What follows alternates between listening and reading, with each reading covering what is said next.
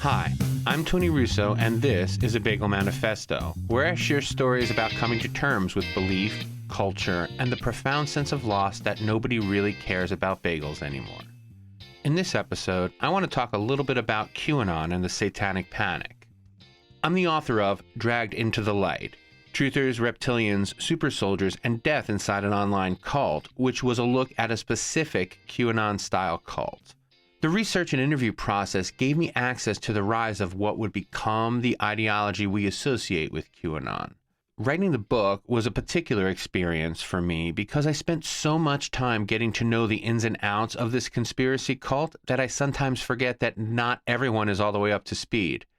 It's not super important to have read the book, but I need you to know that the point of the story, the thing that I learned that I wanted to share with as many people as possible, is that just calling conspiracy theories crazy doesn't help. And working to throw all of these beliefs and believers into the same box is probably counterproductive.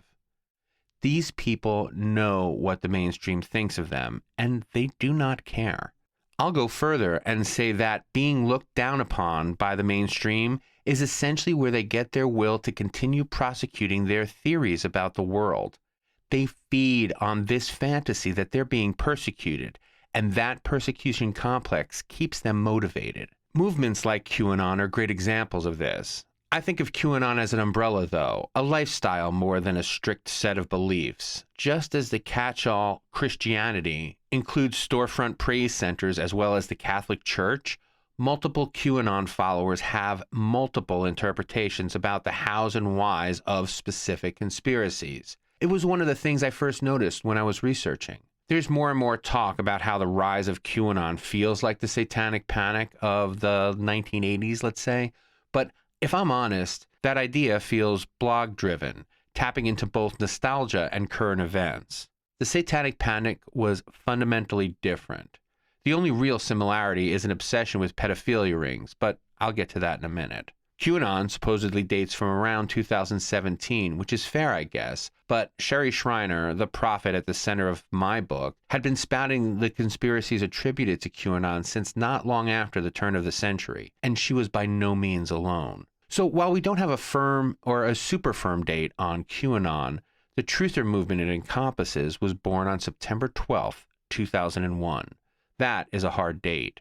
The events of 9/11 were the final straw for people who believed that judgment was coming. If you're not familiar, the Satanic Panic was a cultural phenomenon wherein people became convinced that the country was being overrun with satanic cults that abused children and participated in ritual murder. Innocent people went to jail over suspicion they'd committed crimes as cultists. It was a horrible time.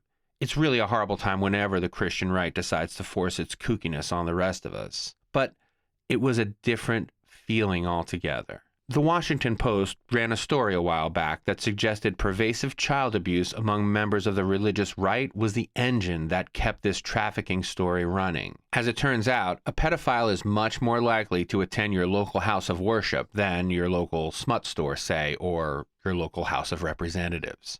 The number of people I spoke to or read about in my research who had shadowy figures sneaking into their rooms at night haunts me. I worry that so many of the things attributed to the demons of Pizzagate are really first-hand accounts in disguise. Sometimes people need a spectral, evil other because the alternative is just too much to countenance. The critical difference between the Satanic Panic and QAnon is the confluence of religious and political disillusion. The lies we tell ourselves about elected officials committed to the public good keep crumbling, and the idea that professional religious leaders know any more about heaven than the average 6-year-old just doesn't pass the smell test anymore. So-called regular people fight this in a normal and sensible way. We advocate for political change, and we insist that, in the end, we're pretty much all praying to the same basically good deity. We believe this on almost no evidence, as politicians and preachers line their pockets and indulge in their private sadism as we squabble. Conspiracy folks don't have that capacity for self-deceit.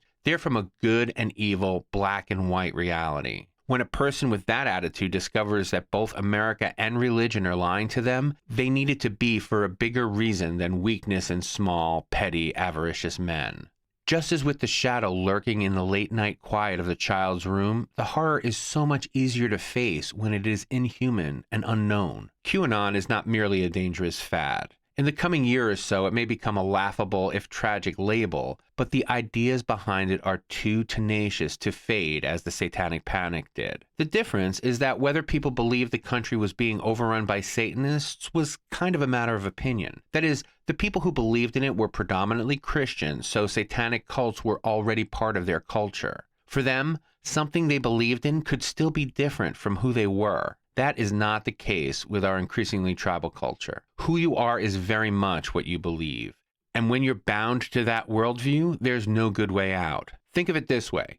People don't believe in the 9/11 conspiracy. They are truthers. That's how they identify. More than that, it is how we identify them, so we can identify ourselves in opposition. We question other people's beliefs and the reason for them, but we don't seem to be very interested in questioning our own. The result is an entire culture committed to tearing down wrong thinking in the world. We don't wonder why we believe the things we do. We only wonder why other people insist on being wrong. And that doesn't make for a healthy dynamic.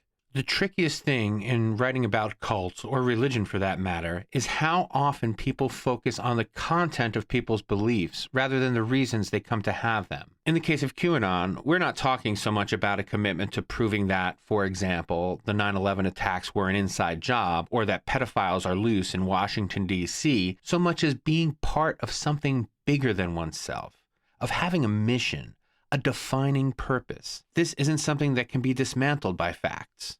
Putting it in terms of mainstream religion, there is absolutely zero evidence that there's an all-good, all-knowing, all-powerful God that takes any interest in human affairs.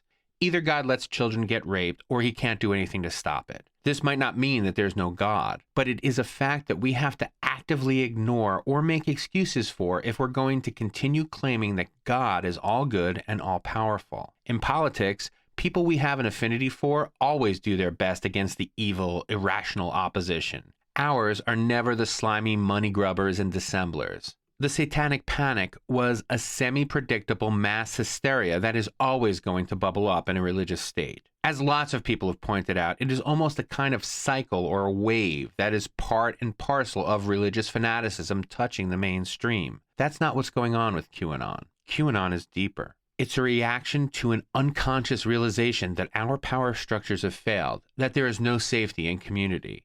They are not wrong. Many just don't have the wherewithal to deal with something so complex, so they look for easy answers. And they're also not alone in that. For regular people, the easy answer is to attack the QAnon movement, to rain down facts upon dissenters to prove that they're stupid for their beliefs.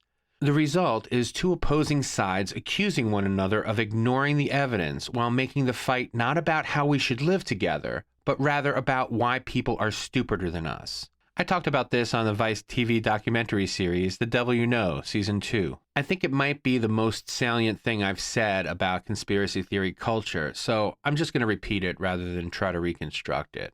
I think we all have to ask ourselves how we've been implicated by fake news culture. I think we have to ask ourselves, what do we do to perpetuate it? I worry that we don't ask ourselves often enough, how are we at fault?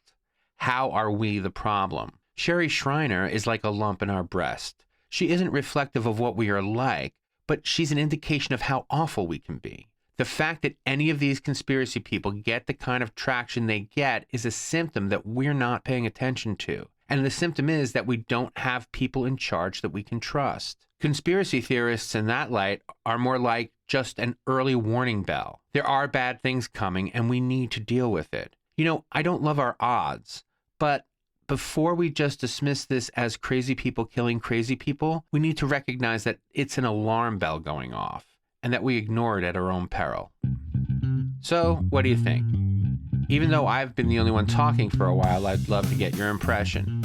You can shoot me an email at bytonyrusso@gmail.com.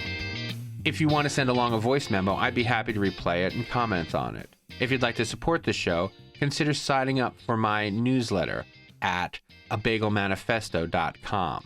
You can also find me socially at bytonyrusso on Twitter and Facebook and Instagram and all those fun places. And that's it for this episode, so keep the faith.